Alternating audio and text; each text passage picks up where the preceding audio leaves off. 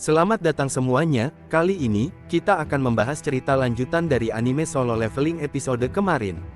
Sebelumnya, disclaimer dulu, video ini mengandung spoiler. Jadi, bagi teman-teman yang sudah penasaran, mari kita langsung masuk ke videonya.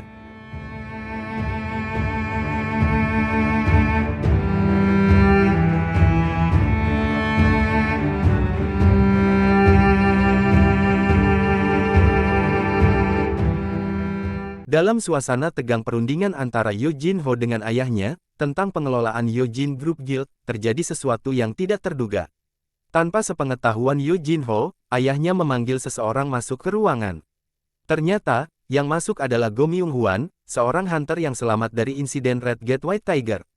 Kehadiran Go Myung Hwan membuat Yo Jin Ho terkejut dan bertanya-tanya tentang maksud ayahnya.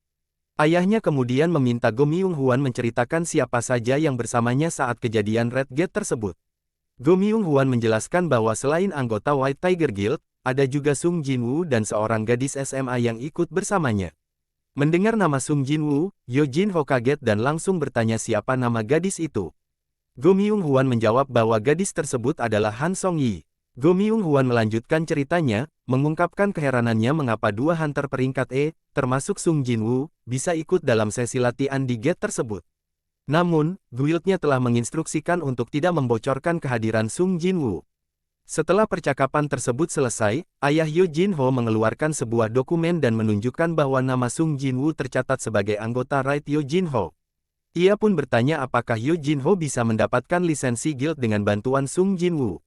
Yo Jin Ho mengakuinya, namun tetap berusaha meyakinkan ayahnya agar menyerahkan kendali guild kepada dirinya. Secara mengejutkan, ayahnya setuju, tetapi dengan syarat Yo Jin Ho harus bisa merekrut Sung Jin Woo ke dalam Yo Jin Guild. Yo Jin Ho berjanji akan melakukan yang terbaik.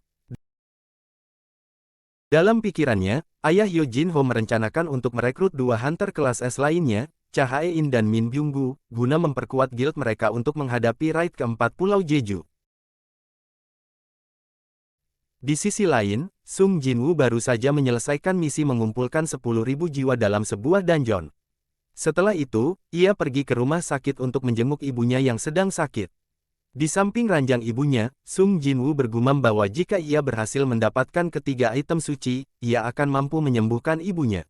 Namun, ia masih kekurangan satu item terakhir yang berada di lantai tertinggi Kastil Iblis, tempat bos terakhir berada. Dengan level dan kekuatan yang terus meningkat, Sung Jin Woo meyakinkan dirinya bahwa tidak ada yang perlu ditakutkan lagi. Ia bertekad kuat untuk menyelamatkan ibunya dan mengatasi semua tantangan yang ada di depannya. Beberapa waktu kemudian, di tempat lain, suasana di asosiasi hunter sangat ramai. Para hunter membicarakan kejadian besar yang baru-baru ini mengguncang dunia mereka, yaitu pertarungan antar hunter rank S di Amerika. Di tengah keramaian tersebut, seorang pria masuk ke dalam gedung asosiasi. Pria itu adalah Sung Jin Woo yang datang untuk menjalani evaluasi ulang ranknya. Sung Jin Woo menunggu giliran sambil mendengarkan percakapan di sekitarnya.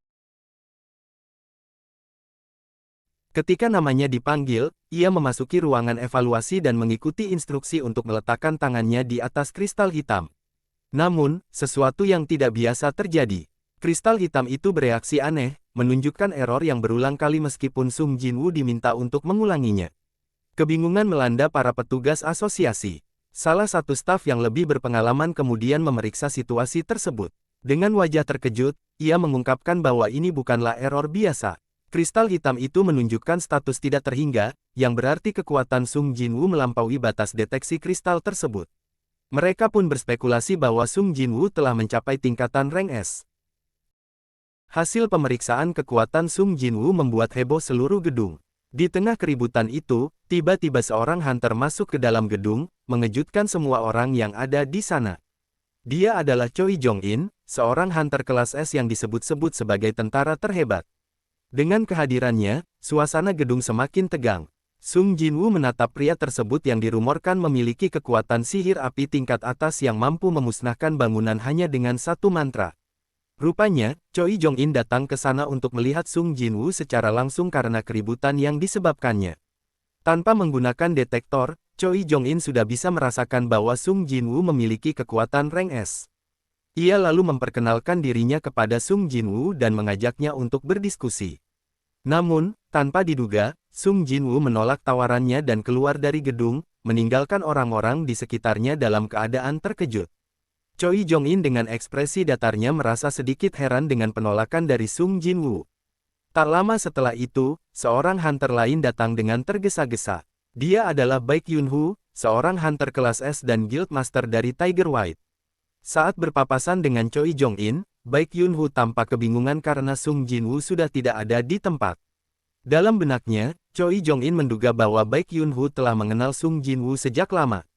Keduanya hanya saling bertatapan sebelum Choi Jong-in memutuskan untuk meninggalkan gedung. Baek Yun-hoo menatap kepergian Choi Jong-in dengan tatapan dingin. Setelah itu, Sung Jinwoo kembali ke rumah sakit untuk menjenguk ibunya. Ketika keluar dari kamar ibunya, ia mendapati Woo Jin-chul sudah menunggunya di luar. Woo Jin-chul, yang sebelumnya menilai Sung Jinwoo dengan skeptis, mengungkapkan bahwa tugas mereka sebagai divisi pemantau adalah memantau dan menghukum para hunter yang melanggar aturan. Sung Jinwoo dengan tenang menyatakan bahwa dirinya tidak ingin terlalu banyak berurusan dengan divisi pemantau. Namun, Woo Jin-chul menyampaikan bahwa ada seseorang yang ingin bertemu dengannya, yaitu Ketua Asosiasi Hunter, Go Gun-hai. Pertemuan itu berlangsung di sebuah ruangan yang tenang. Ketika bertatap muka dengan Go Gun-hai, Sung Jinwoo tampak terkejut. Pria itu memperkenalkan dirinya dengan sopan. Meski usianya sudah di atas 80 tahun, tubuh Go Gun-hai masih terlihat terlatih. Sebagai seorang hunter rank S, ia jelas bukan orang biasa. Di dalam ruangan tersebut, Go Gun-hai berbicara dengan Sung Jinwoo. Dia mengungkapkan keinginannya untuk bernegosiasi dengan Sung Jinwoo mengenai suatu hal penting.